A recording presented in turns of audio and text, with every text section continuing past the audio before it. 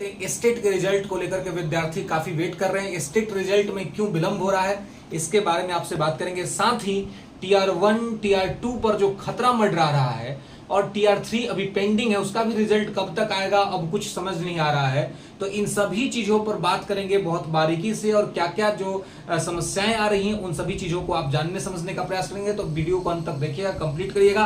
पहले बात करते हैं स्टेट के लिए, स्टेट रिजल्ट में क्या क्यों देरी हो रही है। तो स्टेट को लेकर के जो अपडेट आ रही है कि स्टेट का जो डाटा है वो विभाग से डिलीट हो गया है। विभाग से, डिपार्टमेंट से स्टेट का डाटा डिलीट हो चुका है और स्टेट के डाटा को रिकवरी करने के लिए बेंगलुरु से इंजीनियर्स की टीम बुलाई गई है कि वो जल्द से जल्द जो है वो डाटा को रिकवरी कर ले।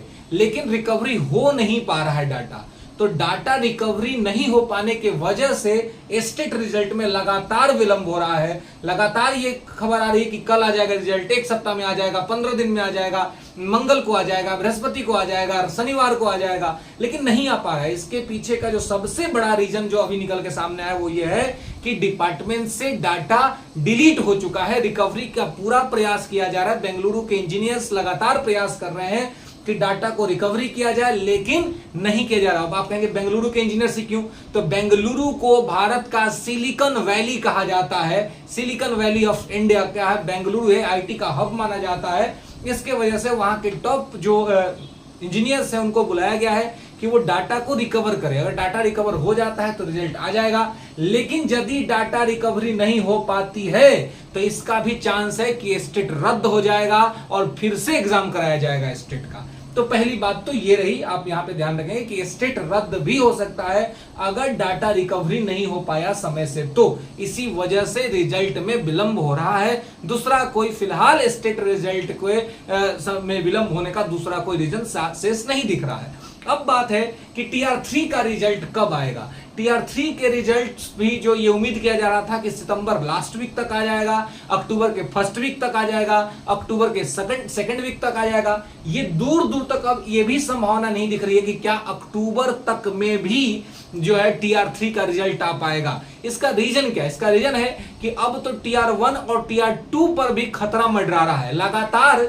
जो वकील हैं वो ये कह रहे हैं कि हम लोग टीआर 1 और टीआर 2 को रद्द करा देंगे। टीआर 1 और टीआर 2 को रद्द कराने के पीछे का उनका क्या बात है और वो किस आधार पे कर रहे हैं? उनका कहना है कि हम जो कोर्ट में गए हैं, मैटर जो हमारे पास आया है और हम जिसको लेकर के हाई कोर्ट और सुप्रीम कोर्ट में बहस कर रहे हैं, उसका तो मुख्य आधार ये है कि टीआर 1 और टीआर 2 में जितनी भी वैकेंसीज हुई हैं वो जो विज्ञप्ति निकाली गई थी, जो एडवर्टाइजमेंट निकाला गया था, एडवर्टाइजमेंट्स के रूल्स और रेगुलेशन को फॉलो अप नहीं करता है। इसके वजह से हम इस आधार पर बहस कर रहे हैं और हम टीआर 1 टीआर 2 को रद्द कराएंगे। इसके अलावे सीटेट और बीटेट का मामला भी चल रहा है। इसके अलावे रिजर्वेशन का मामला चल रहा है, ऊर्ध्वाधर रिजर्वेशन, क्षैतिज रिजर्वेशन यानी कि वर्टिकल जो रिजर्वेशन का बात चल रहा है। तो ये सारी जो रिजर्वेशन के मुद्दे को लेकर के बात कर ले या स्टेट वर्सेस बीटेट का बात कर ले, ये सब चीज मामला कोर्ट में है। रिजर्वेशन का मैटर भी कोर्ट में है, स्टेट वर्सेस बीटेट का मामला भी कोर्ट, ये सीटेट वर्सेस बीटेट का मामला भी कोर्ट में है। और ऐसे में जो सीटेट वालों को रद्द करने की बात की जा रही है कि हम सीटेट रद्द करा देंगे और बीटेट को जो है सो फाइनलाइज करेंगे। तो टीआर 1 और टीआर 2 में जो विद्यार्थी अपीयर हुए हैं, जो नौकरी कर भी रहे हैं, शिक्षक बन भी गए हैं, वो सब तो सीटेट वाले ही हैं, है ना। बीटेट का एग्जाम तो बहुत, बिहार में तो बहुत पुराना समय हो गया ना बीटेट कराए हुए, 10 साल 12 साल हो गए बीटेट कराए हुए, और अभी बीटेट हुआ भी नहीं है। और जिन राज्यों में बीटेट नहीं होता है और स्टेट का टेट नहीं होता है, वहां सीटेट वैलिड होता है। तो बिहार में दशकों से जो है वो टेट नहीं हो रहा था, तो उसके जगह पे सीटेट को मान्यता मिली हुई है और सीटेट के माध्यम से लोग जॉब में हैं, तो इसमें क्या दिक्कत है। लेकिन कुछ विद्यार्थियों का समूह बीटेट के बात को लेकर के चला गया कोर्ट में। तो अब इससे क्या होगा? अब इससे यही होगा ना कि फिर अब लेट लतीफी हो गई टीआर 3 के रिजल्ट आने वाले, क्योंकि टीआर 3 में भी जो अपीयर कैंडिडेट है वो सीटेट वाले हैं। बीटेट वाले कितने परसेंट? बीटेट तो हुआ आपको 10 को बीत गया और अभी इधर हुआ ही नहीं। सरकार ने 1 साल के अंदर 3 वैकेंसीज निकाल दी, तो कहां से बीटेट होगा, कहां? अरे वो स्टेट हुआ ही है। तो आप देख लीजिए स्टेट का क्या हाल, दुर्दशा हो गया है कि अभी तक स्टेट का कोई जो है सो नामो निशान नहीं दिख रहा है। तो अब ऐसा स्थिति में बहुत इंपॉर्टेंट है कि भाई क्या होगा। तो टीआर 1 टीआर 2 पर जो खतरा मंडरा रहा है और टीआर 3 का रिजल्ट में भी विलंब हो रहा है, इसका रीजन है मामला का कोर्ट में जाना। वो चाहे आरक्षण का मुद्दा हो या सीटेट वर्सेस स्टेट टेट का मामला हो, ये सभी चीजों के वजह से मामला कोर्ट में है। इसके अलावा लगातार ये आरोप लग रहे हैं कि टीआर 1 और टीआर 2 में जो वैकेंसी हुई उसमें जाली और फर्जी शिक्षक बड़े स्तर पर बहाल हुए हैं और वो कम नंबर वाले भी आज नौकरी कर रहे हैं। इस तरह के बात वकील साहब लोग कह रहे हैं कि इस तरह के मामले हमारे पास आ रहे हैं, इसलिए हम इसको रद्द करा देंगे। लेकिन देखिए, हमारा ये कहना है कि वैसे विद्यार्थी जो ईमानदार विद्यार्थी हैं या जो विद्यार्थी सीटेट करके अपीयर हुए हैं, उनको क्यों निकालना, उनकी क्या गलती है? अगर कोई गलती या कहीं कोई खामी रह जा रही है, अगर आपने मतलब बीटेट अगर आपने नहीं कराया या तो बीटेट नहीं करा, तो ये स्टेट गवर्नमेंट का प्रॉब्लम है ना।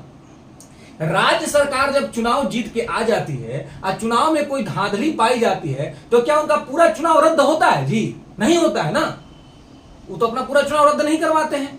लेकिन क्या यहां पर पूरा टीआर 1 और टीआर 2 रद्द हो जाएगा? तो जो ईमानदार विद्यार्थी उनका क्या? ईमानदार विद्यार्थियों की नौकरी और जो सीटेट किए हुए विद्यार्थी, उनकी नौकरी किसी भी स्थिति में नहीं जानी चाहिए, चाहे वो कोई भी विद्यार्थी हो, कहीं का भी विद्यार्थी हो।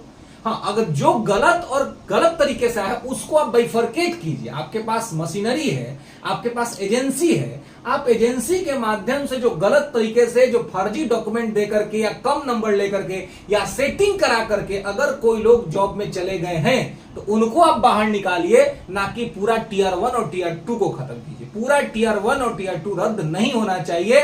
सीटेट के बेसिस पे तो बिल्कुल भी रद्द नहीं होना चाहिए, क्योंकि जिस भी राज्य में उसका अपना टेट नहीं होता है, वहां पर सीटेट वैलिड होता है। इन जनरल यही देखा गया है। तो अगर ये नहीं हुआ तो ये राज्य सरकार की गलती है, उसमें विद्यार्थियों और छात्रों की कोई गलती नहीं है। तो सरकार अपनी गलती को देखे, अपने गलती को सुधारने की कोशिश करे, विद्यार्थियों और छात्रों के कैरियर के साथ खेलने का कोशिश न करे। तो इसलिए सरकार को इसको जो है सो ध्यान रखना होगा दोस्तों। तो चलिए, चैनल के साथ बने रहिए, लाइक करिए, शेयर करिए, सब्सक्राइब